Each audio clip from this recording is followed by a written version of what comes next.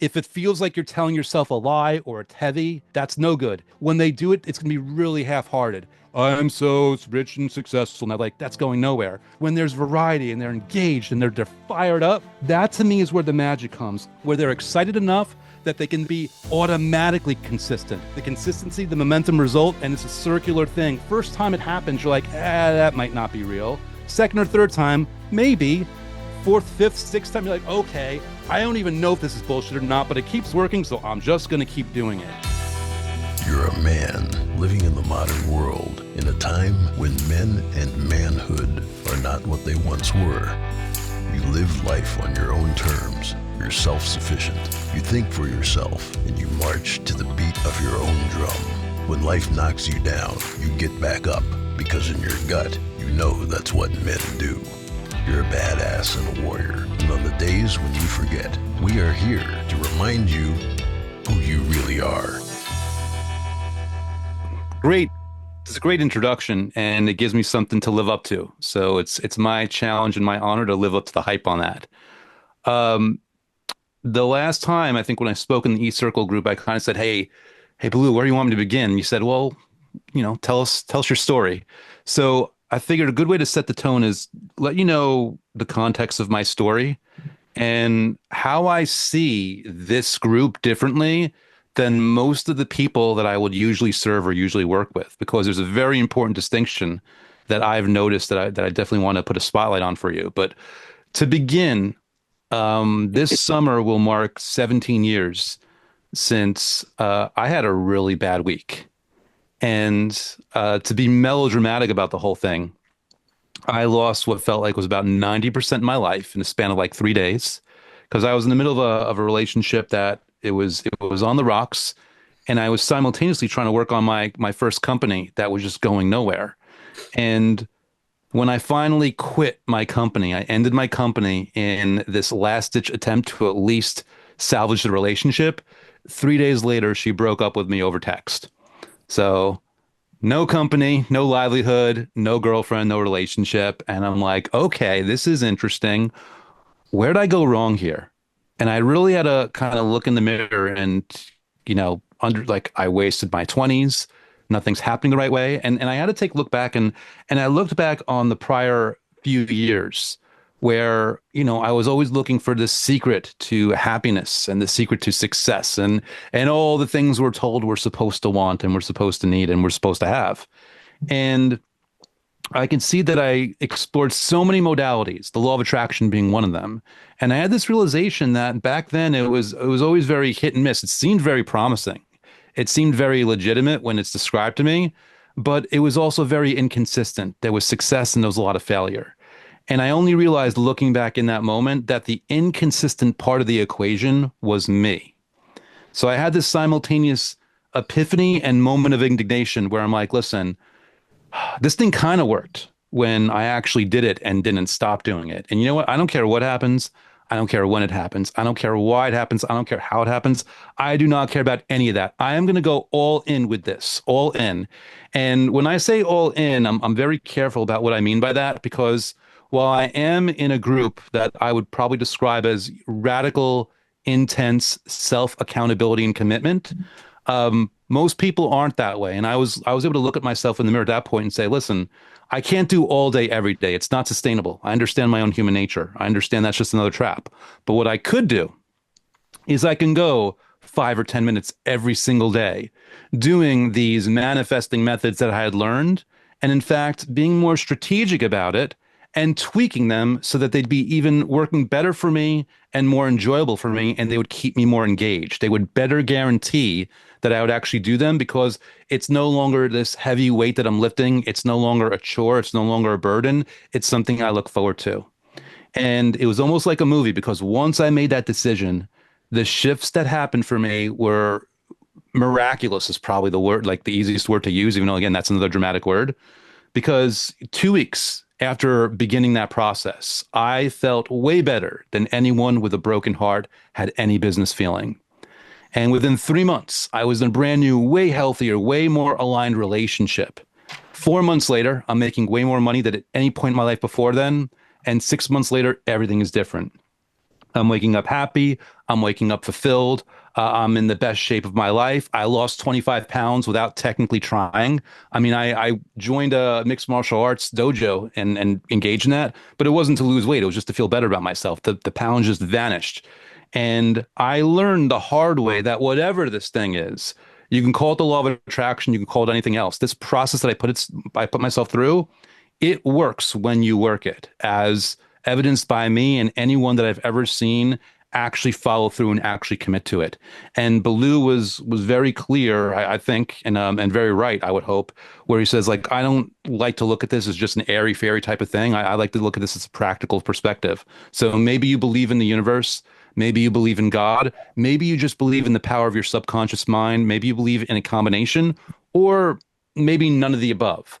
But I can tell you from my experience that engaging in a process of 5 or 10 minutes, really just 5 minutes a day, where you are strategically feeling positive emotion while thinking about the things that you have or the things that you want or both, and you're not attached to some outcome and you're not trying to force it and you're not trying to rush it and you're not trying to fit it in a certain box and you're not trying to decide how and when it's actually supposed to happen, things just shift. Sometimes they shift in ways that you were hoping or expecting for. Sometimes they shift in completely radical ways that you never would have imagined. A lot of things will come faster than you might have expected, and a lot of things will come better than you were hoping for. And it sounds so airy-fairy. It sounds so ridiculous. I mean, the good news is I'm here talking to you for free. And if you want to spend money, my book's like $4. So it's not like you've got to sink thousands of dollars into finding out if this is the real deal. You can just go on my YouTube channel and be like, all right, let me just watch Andrew for free. So the really cool thing is it doesn't cost you a dime to actually experiment and follow through on this and see where it ends up. And like I said, the really interesting distinction, obviously, I'm sitting here and you know, I'm watching you guys interact in the beginning and I'm taking things in. And like I just described you, I mean, this is a group of radical self-commitment. There's a level of intensity here that people don't usually see. And I say that because I designed my stuff for the people that are not radically self-committed, for the people that don't know how to get out of their comfort zone or don't want to. And I've kind of structured and designed this thing so that rather than being a burden and something that you don't want to deal with, it's something that you genuinely look forward to, because my mindset is, for most people, if it doesn't have to be a commitment and actually it becomes a positive routine and a positive habit that you just enjoy, you are going to have the level of consistency that will create the level of momentum that will lead to the kind of results that you were looking for in the first place. Whereas most people, again, they'll misapply things and they'll go in the wrong direction. They will get in their own way. And if Baloo wants to take us down certain questions and roads from the book, we can do that, because there's certainly a way to articulate that. But most people will get in their own way and they'll prevent themselves from doing simple 5 minutes a day for 30 days just to see what happens, whether it's something really subtle or something really dramatic or somewhere in between. So that's really all I've got, just in terms of like an onset. Like I was telling Baloo, sometimes a good way of doing this is just kind of like putting myself up front and say, what are the questions that Baloo has or anyone might have? Because to me, the book's out there already. Like, what kind of magic might come if someone throws a complete curveball at me that I'm not expecting, and I'm forced to actually rely on my genuine, authentic understanding and paradigm of my world around me and how I apply this. So with that said, whether it's Baloo or anyone else, if you had questions, you had comments, if there's anywhere you wanted to direct this conversation, I want to roll out the red carpet for you. Yes, Santanado. Right off the bat, brother, salute. I'm a student and a practitioner myself for many, many years. Love that you're doing this. Love that you're here, bringing this to us men. Thank you. I guess one of my questions I'll throw to you, because traditionally men have more difficulty with this than women. I find women are much better, much easier manifestors than men, Mhm. because there's a big feminine element to it that is releasing, allowing attachment, shit like that. What are your best like strategies or ideas for men to get better at receiving naturally, manifesting naturally? Yeah, well, so it's interesting to hear you say that. And before, I guess, to kind of help with the context and address that, I'd first say, why are women better, right? And in my humble opinion, it's like, well, they're more unstifled when it comes to their emotions because there's an emotional element. And for me, I don't like to put a lot of weight on the emotion because I think sometimes the emotion will come naturally.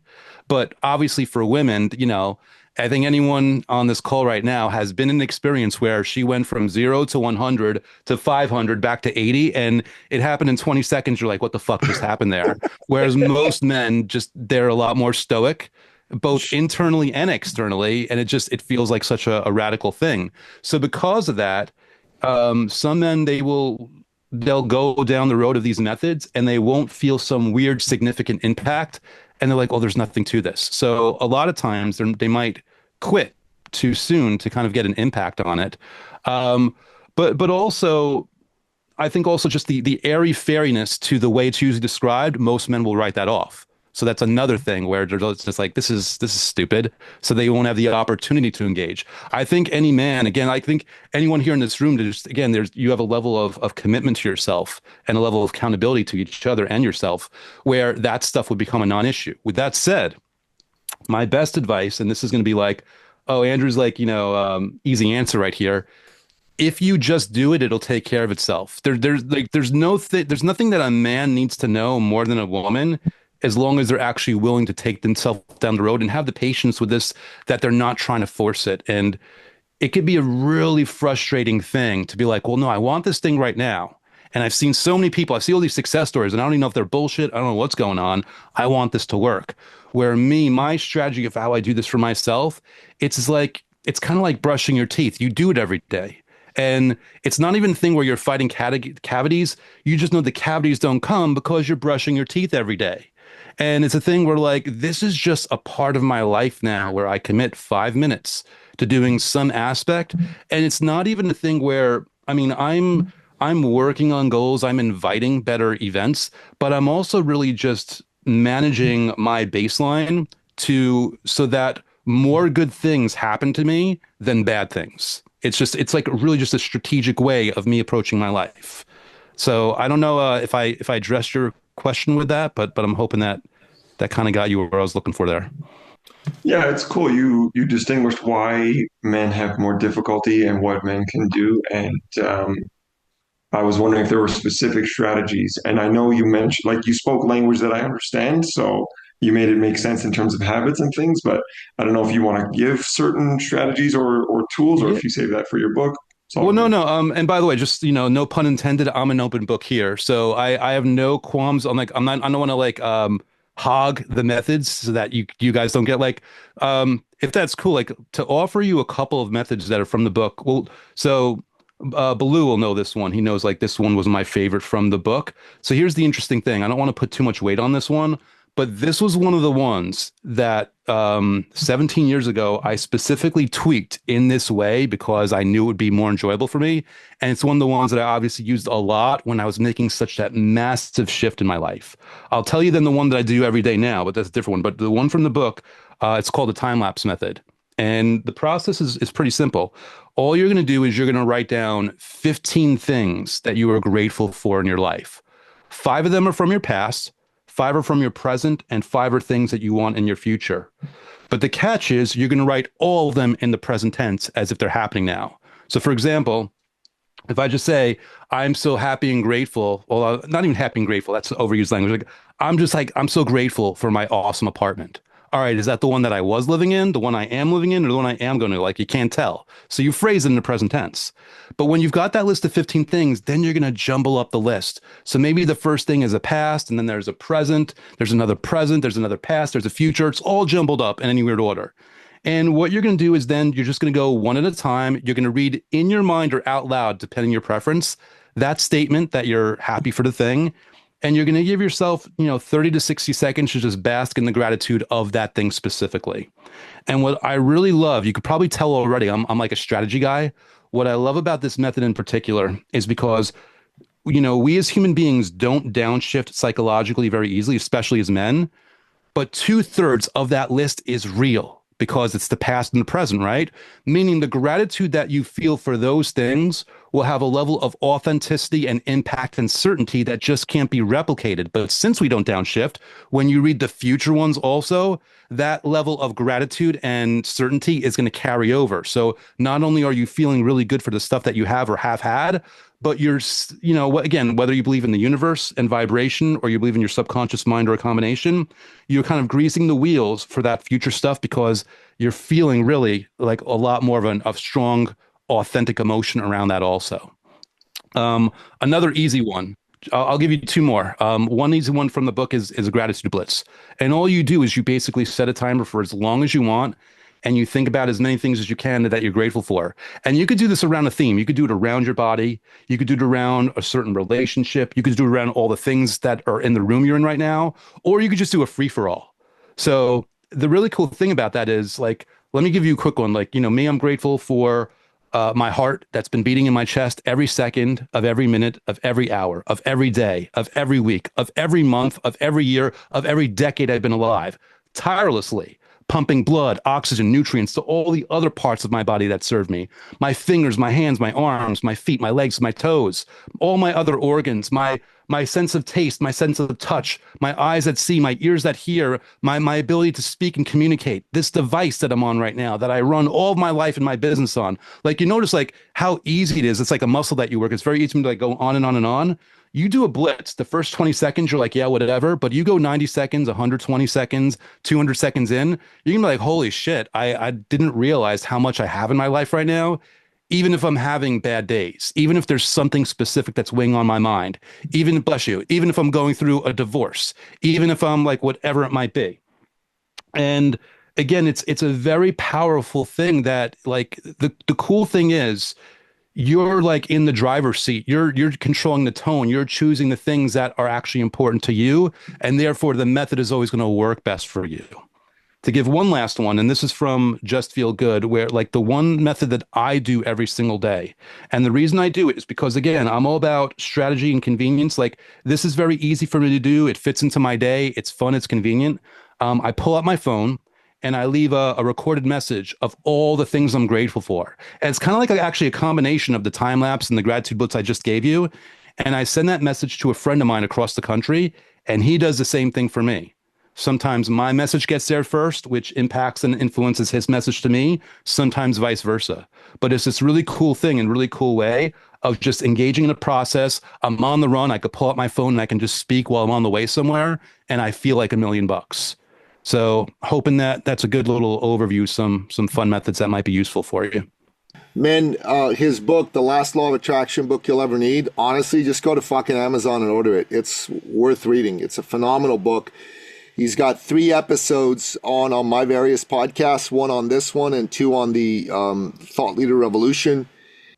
So one of the things that I'm working on is upgrading employees, because that's one of our biggest roadblocks in our business right now. I want to get I want to get employees that are eager to work and do good work.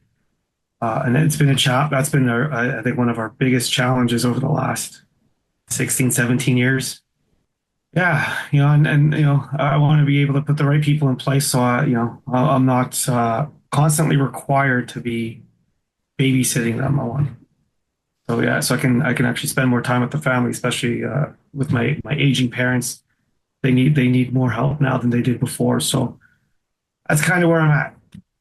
Well, I'd say this. There's a couple of simultaneous things going on here. So rather than that be a burden, we make that an advantage instead. Meaning there's a lot of raw material to work with, because it's not just the employees, it's why, the why behind it, which again, it's spending more time with your parents, it's really just time freedom. So yeah, you've got a lot of room to kind of dip in with these kind of things in terms of scripting, in terms of visualization, in terms of gratitude methods, because I guess like what I would ask you, or what you want to ask yourself when you're making the raw material that you're going to use for these methods is, what does that time freedom look like to you? And it could be like, I'm going to fill in some blanks, but way better than me, and the real part. But like for me, time freedom, it isn't just about like always being there for my parents. It's just the knowledge that if something like went crazy, I wouldn't even have to think about whether I could be around for them. So it's not even Yeah. just like, oh, I'm ready on Thursday. It's more like if shit hit the fan on Thursday, I wouldn't even have to think or worry. And there's a certain ease in my body knowing that I have Yeah. this freedom of time. Like even like this call. So if I, me personally, if I was stuck in a job or a situation or a business that I was chained to, it would have been a lot more difficult to have this kind of call to take on time. Whereas my next committed phone call is tomorrow at 8 p.m. Eastern. So it's like, I mean, this isn't going to go late anyway, but it's like there's no question of like, oh, I got to get more sleep or I got to do this thing. Like, no, I've got all this time freedom. So for you, it's like you want to dive into what it feels like to really, have that freedom of time, but also just Yeah. in terms of the new employees.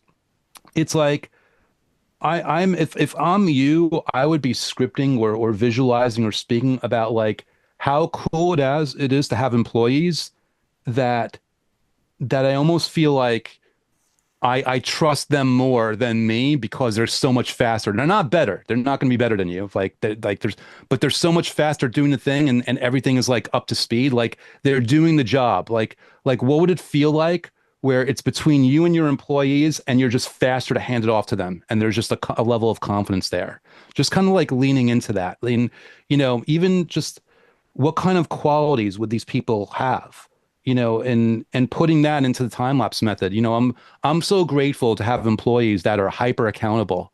I'm so grateful that I have certain employees that like I have women that if they were men, I'd be trying to get them in this group, or that I have men that I am trying to get in this group. They have that level of hyper accountability. I'm grateful that in the interviewing process they were so proactive. They did all the things I needed them to do before I even asked them to do it. And every time I tested them, they rose to the occasion. And on the few times they Yeah. didn't, and I gave them the feedback, they learned.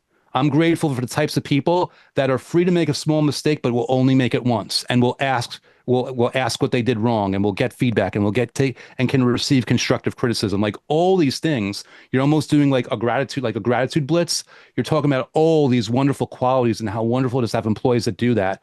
And the reason I have like a flexibility where I'm not talking about like the perfect employee, because a perfect employee, at least to me, and maybe it's gonna be different for you, Arpa, but for me, it feels too fake, and therefore it feels like I'm lying to myself, and therefore I don't feel good about it. So I give myself the flexibility and the freedom to have an imperfect employee who's still fucking awesome. And most Yeah. importantly, is awesome in the ways that matter the most to me and for my vision, for my company and where they want to go. I would be grateful for people that are genuinely interested in the health and direction and longevity of the company, and they have a vested self-interest in it, like they're that engaged with it. um Again, I would probably go through visualizations of like just spending, like what it's like spending that time with your parents, how it feels to just breathe and not have to look over your shoulder and wonder what's happening at the office right now. And like you could like literally like copy Gervasi's game plan in terms of the method structure, like days 1 through 7, where like you'll do the Tuesdays. I almost forgot like what was Tuesday, but I did forget. But I know like in that thing, there's the 10 minutes from now method, Yeah. and there's the scripting, and there's all these like literally like you can kind of take that template and fit in what you want. And again, like with the advanced reasons into reality, really dive into the reasons that you want it, because when you're talking about the reasons, it just feels good, and there's a level of clarity there that just it resonates with you. And then again, the ways by which it could happen, and the ways by which it could happen is again like you might stumble onto one key resource on Facebook who's like a hiring mastermind that like they Yeah. know how to find these right people, and you hire all your people from them, or just some other networking coincidence or kind of thing where it just comes out of the blue, like, okay, what's this like? There's so many possibilities, but don't list the ways it has to happen, list the ways it can happen. That it can. Okay, that makes sense. Right now, I'm on a path in the next 6 months to lose 53 pounds. Mm. Um, and I'm going to make big headway in the next 90 days. and I'd like some help with that. Awesome. So, going back to the advanced reasons into reality and the ways by which it could happen, obvious ways that you could write down. Because the key of this, in my opinion, Dickie, and obviously, if this doesn't resonate with you, disregard it. Yeah. But I would hope that this weight loss journey is enjoyable, that it's not a grind, that it doesn't feel like an uphill battle the whole time.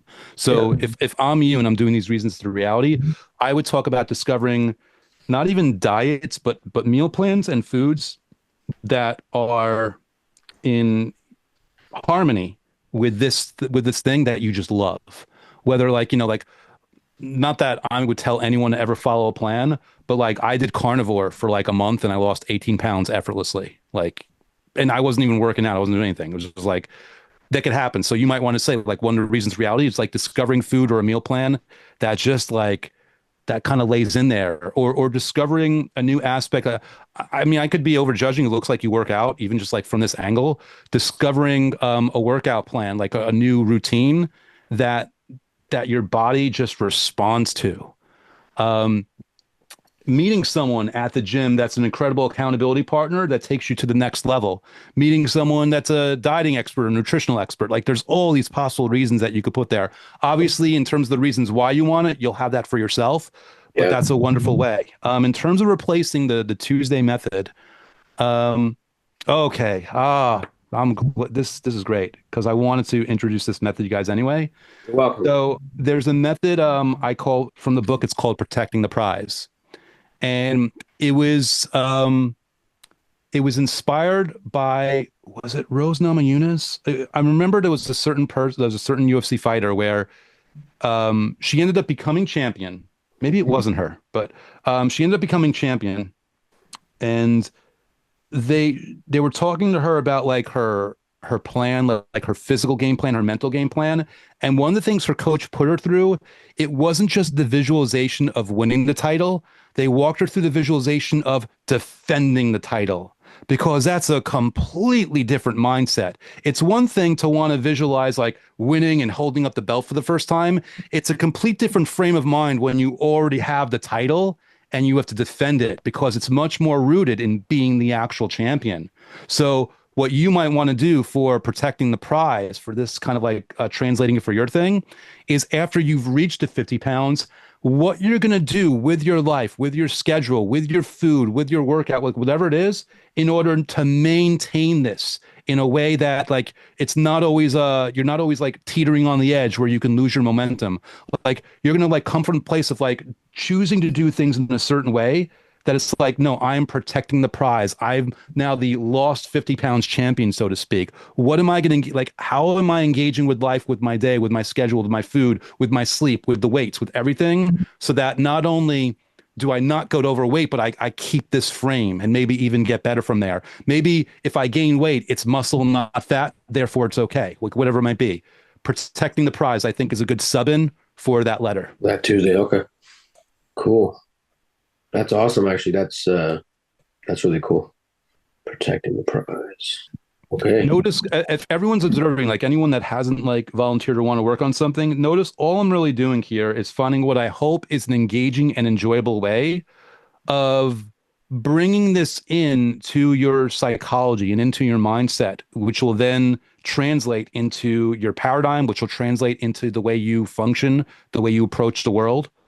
I imagine none of this is new for anyone here. Everyone here seems fairly advanced to the point where like, yeah, this makes perfect sense. I understand why Andrew's saying this. I get this. I can see how the sausage is being made. I totally get it. And it doesn't ruin it for me because it makes perfect sense. Can I ask a very pointed question, please? Yes, sir. I'm a Tony Robbins person, and one of the things I've learned from him is doing affirmations. Mhm. And listening tonight, correct me if I'm wrong, but what Tony will talk about is affirmations, again, in the present tense, but I'm just saying the same ones.